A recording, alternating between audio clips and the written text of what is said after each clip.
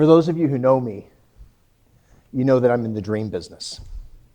Now, I want to talk to you a little bit today about Jewish dreams, because we are actually a people, a nation of dreamers and doers.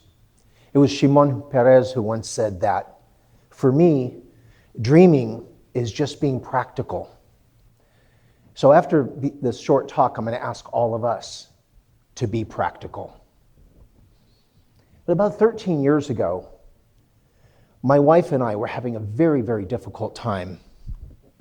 And I don't know if there was a time in our life other than that we had cried our eyes out as much. And we were really struggling. It was a difficult period because our oldest daughter was going off to college for the very first time. And not just out of town, and not just out of state, but to fulfill the dream of learning in the land of Israel. Now, that was our first rodeo. So we were taking it pretty hard. And looking back, it was even a little tougher than we realized because it was before FaceTime and WhatsApp and Google Hangouts. And for her to call us, she would have to stand in line once a week at her seminary to get on the phone and call us for a Shabbos bracha Friday morning here. And that was our only communication. In addition, it was also during a time where Hezbollah had fired over 3,000 rockets into Eretz Yisrael from Lebanon. And so fleeing for bomb shelters was not an unusual occurrence. We were so concerned at the time, we even got her on a U.S. State Department evacuation list so she could board a naval freighter that was cruising in the Mediterranean at that time. Fortunately, things didn't get quite so bad, but we were ready. And whoever said living into our dreams was going to be an easy thing, right? No matter how tough things have been for us as a people, every Pesach, at the end of the Seder, what do we say? L'shana haba b'Yerushalayim. Next year in Jerusalem.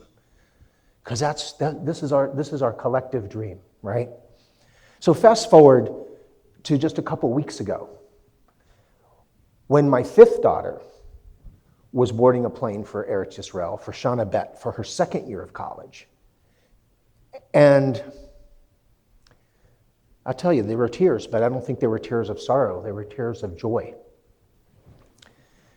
And I'll tell you why. Because over the past decade, since my oldest daughter made Aliyah, so many of our wildest dreams have been fulfilled. And I kind of like to frame it like this. Some of what had been taken away from us in the Shoah during the Holocaust is now, in this time, being restored and perhaps even returned to us. Because I have 3 grandsons born in Yerushalayim, 5 daughters who have studied in the land of Israel. We've had simchas together in Israel. We've explored the land together. We really have truly lived some of our dreams. And I think that David Ben-Gurion kind of nailed it when he said he wanted to make the desert bloom. Because today, the desert is not only blooming agriculturally, but it's blooming with innovation, and it's also blooming spiritually. But we have this gift as a people. It's chazon. It's a gift of vision. It's the capacity to truly dream. But if we're going to be really practical, we have to overcome the fear that limits us and prevents us from living into our dreams. We have to tap into the chazak ve'matz, our strength and our courage.